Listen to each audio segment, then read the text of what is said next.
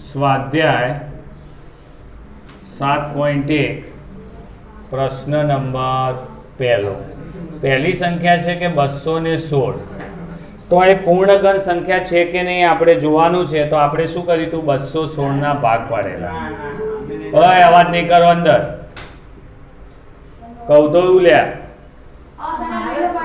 તો 216 ના આપણે ભાગ પાડીએ તો બે કેટલા આવે 216 માં 108 બે ભાગ ચલાવીએ તો 54 બે આવે 27 દુ 54 ત્રણે કરીએ તો 9 તરી 27 ત્રણે કરીએ તો 3 તરી 9 અને ત્રણે કરીએ તો 1 તો અહીંયા 216 ના ભાગ પાડીએ તો 2 ગુણ્યા 2 ગુણ્યા 2 આયા અને 3 ગુણ્યા 3 ગુણ્યા 3 તો અહીંયા જુઓ 2 છે 3 વખત આવે છે અને 3 પણ 3 વખત આવે છે તો અહીં અવયવ 2 અને 3 જે 3 વખત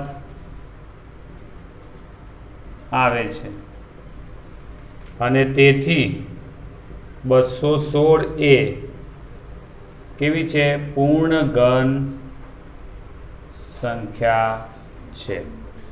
હવે આપણે એના પછીનો દાખલો જોઈએ તો બીજા નંબરનો જે 128 છે તો 128 ના ભાગ પાડીએ તો 2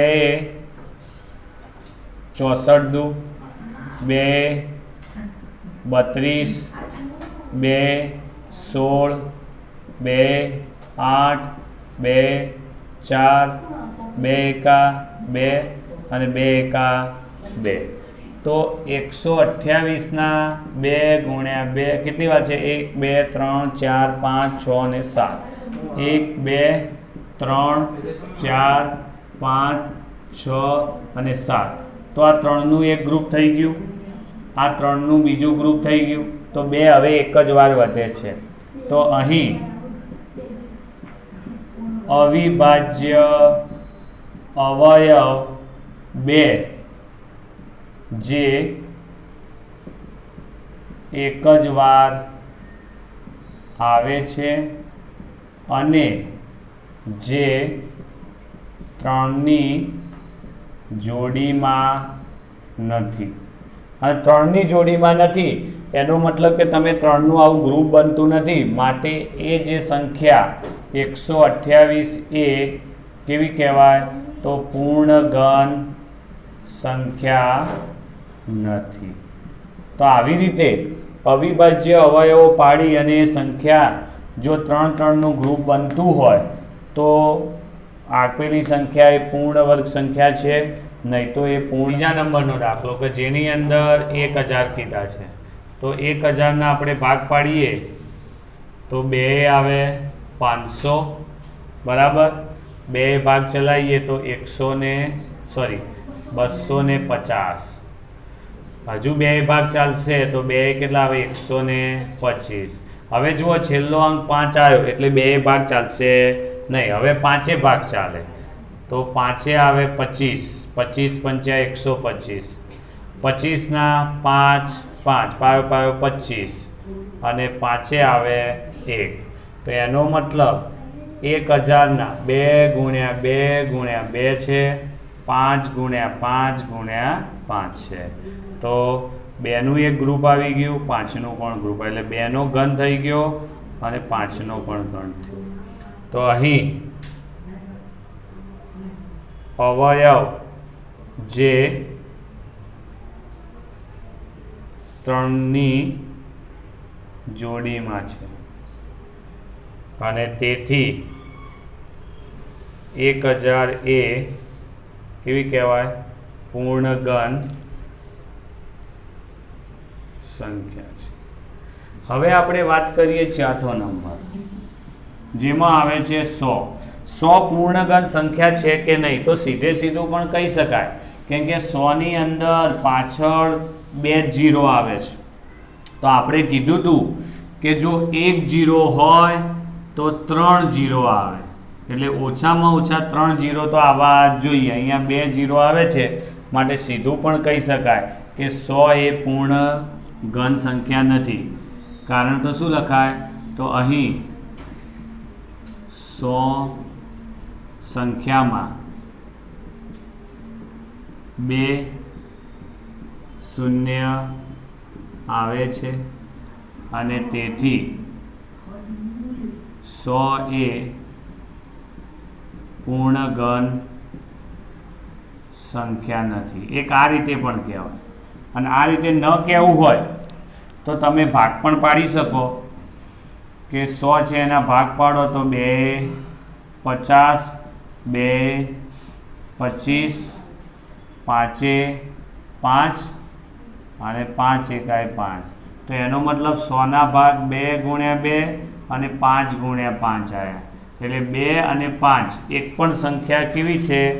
3ની જોડીમાં નથી. તો અહીં અવયવ 2 અને 5 જે 3ની જોડમાં નથી અને તેથી 100 પૂર્ણ ઘન સંખ્યા નથી. એટલે પૂર્ણ ઘન નથી એમાં 2 રીઝન. આ રીતે પણ કહી શકાય ને ઉપરવાળી રીતે પણ કહી શકીએ છીએ. છેલ્લો દાખલો તમારે જાતે કરી દેવાનો છે. કે એમાં પહેલો દાખલો જોઈએ કે એવી નાનામાં નાની સંખ્યા શોધો કે જેથી તેને નીચે આપેલી સંખ્યા સાથે ગુણવાથી મળતી સંખ્યા કેવી હોય? પૂર્ણ ઘન હોય. જેતા વર્ગમૂળમાં પણ આપણે જોયું હતું વર્ગની અંદર કે એવી નાનામાં નાની સંખ્યા શોધો કે જે પૂર્ણ વર્ગ હોય. તો અહીંયા આપણે આપેલી છે પહેલી 243. તો 243ના આપણે પહેલાં અવિભાજ્ય અવયવો પાડવાના. તો જુઓ વિભાજ્યતાની ચાવી છેલ્લો 3 4 ને 3 7 7 ને 1 8 9 9 છે માટે 243 ને 3 ભગાશે. તો 8 તરી 24, 3 એકા 3 એટલે 81 આવ્યા. તો 3 81, 3 27 તરી 81, 3 9 તરી 27, 3 3 તરી 9 અને 3 1 આવશે. તો એનો મતલબ 243માં 3 3 3 3 અને 3 આવે છે. તો અહીંયા જુઓ કે 243માં 3નું એક ગ્રુપ આવી ગયું જ્યારે બીજા 3 છે એ જોડીમાં નથી. તો અહીં અવિભાજ્ય અવયવ 3 કે જે 3ની જોડમાં નથી અને તેથી 243 એ પૂર્ણ ઘન સંખ્યા નથી. હવે એને પૂર્ણ ઘન સંખ્યા આપણે બનાવવાની છે. તો પૂર્ણ ઘન સંખ્યા બનાવવા માટે આપણે જો 1 3 ગુણી દઈએ તો 3 પણ 3ની જોડમાં આવી જાય. તો અહીં 3 વડે 243ને ગુણતા 3 પણ કેમાં આવે છે? 3ની જોડમાં આવે છે. તો અહીંયા આપણે ગુણી દઈએ કે 243 બરાબર આપણે 3 3 અને 3 3 ગુણ્યા 3. તો આ 3નું ગ્રુપ હતું, આ 3નું નથી. તો એના આપણે 3 વડે ગુણેલા છે તો મેં 3 આગળ લખી દઉં છું. તો અહીંયા પણ 3 વડે ગુણી દીધા. તો 243 ગુણ્યા 3 કર્યા તો સામે જુઓ હવે 3નો ઘન અને બીજા પણ 3નો ઘન થઈ ગયો અને તેથી મળતી સંખ્યા પૂર્ણ ઘન થશે. તો આપણે કઈ સંખ્યા ગુણી? તો નાનામાં નાની સંખ્યા 3 વડે ગુણતા મળતી સંખ્યા પૂર્ણ ઘન બને તો 3 વડે મૂકી દીધા. બરાબર છે. હવે એના પછી જુઓ તો 256 છે.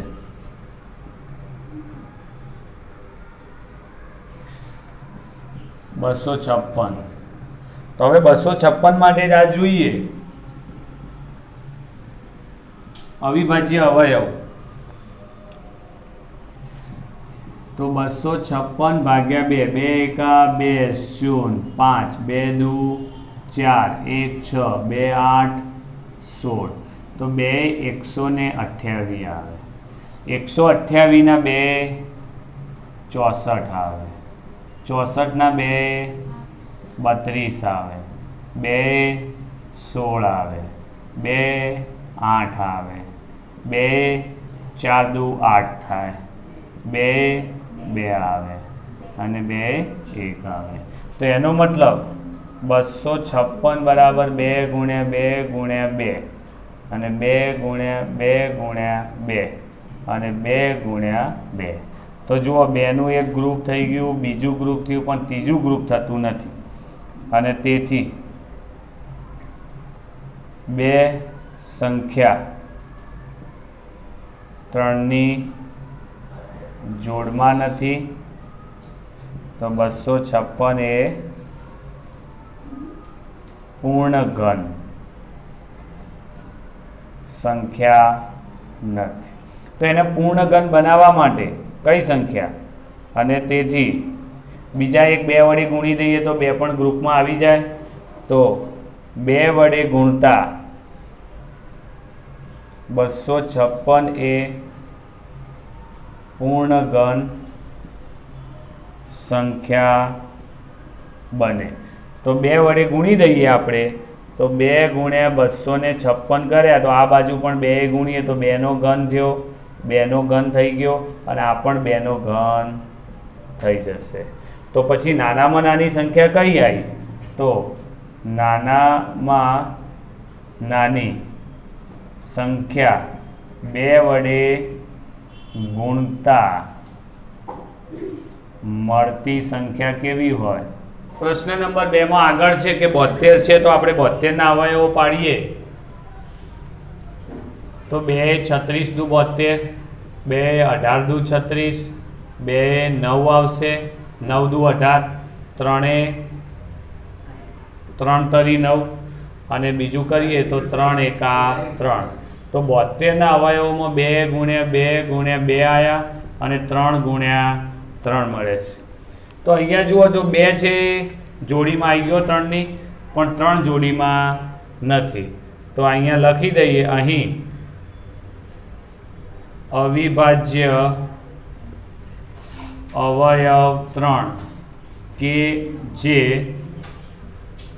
જોડમાં નથી, અને તેથી 72 એ પૂર્ણ ઘન સંખ્યા નથી. તો આને પૂર્ણ ઘન સંખ્યા આપણે બનાવવી હોય તો શું કર્યું? 72 ને આ બાજુ, અહીંયા જુઓ 2નું એક ગ્રુપ થઈ ગયું 3નું, પણ અહીંયા 3નું બનાવવું હોય તો 3 એકવાર ગુણવા પડે. તો 3 વડે ગુણી દઈએ ત્યારે આ બાજુ 2નો ઘન અને 3નો ઘન થઈ જાય. તો કેટલા વડે ગુણ્યા આપણે? 3 વડે. તો નાનામાં નાની સંખ્યા 3 વડે ગુણતા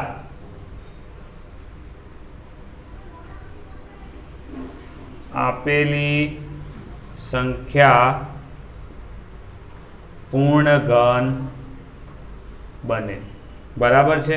એટલે 3 વડે ગુણવા પડે.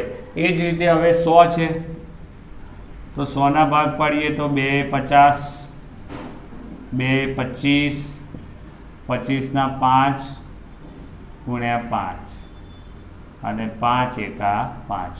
તો એનો મતલબ 100 ના અવયવોમાં 2 ગુણ્યા 2 આવ્યું અને 5 ગુણ્યા 5 આવ્યું. તો અહીંયા જુઓ, એક પણ 2 અને 5 એ એક પણ જુઓ તો 3 વખત આવતી નથી. તો લખીએ અહીંયા કે અહીં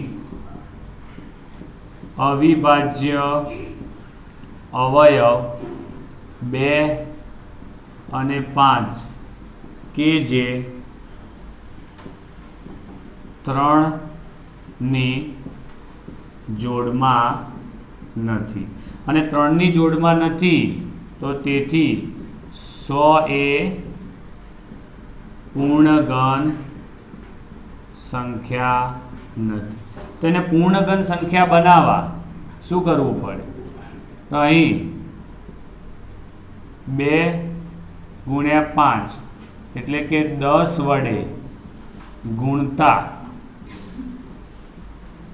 મળતી સંખ્યા કઈ બને? પૂર્ણઘન બને. કેવી રીતે? તો અહીંયા જોઈએ આપણે તો 100 તો હતા જ, બીજા 2 અને 5 વડે ગુણ્યા. આ બાજુ 2 નો વર્ગ હતો એટલે 2 કેટલી વાર હતા? 2 × 2 અને 5 × 5. કઈ સંખ્યા ગુણી? 2 અને 5. તો બીજા 2 અને 5 ગુણ્યા. તો 2 × 2 × 2 સાથે આવી ગયા, 5 × 5 × 5 આવી ગયા. એનો મતલબ 2 નો ઘન થયો અને 5 નો ઘન થઈ ગયો એટલે 3ની જોડમાં આવી ગઈ. તો આપણે 5 દુ 10 સંખ્યા વડે ગુણ્યા. તો કઈ સંખ્યા? તો નાનામાં નાની 10 વડે ગુણતા મળતી સંખ્યા કેવી હોય? પૂર્ણઘન થાય. તો 10 વડે ગુણવાથી. તો આ રીતે તમે આગળના પણ દાખલા કરી શકો છો.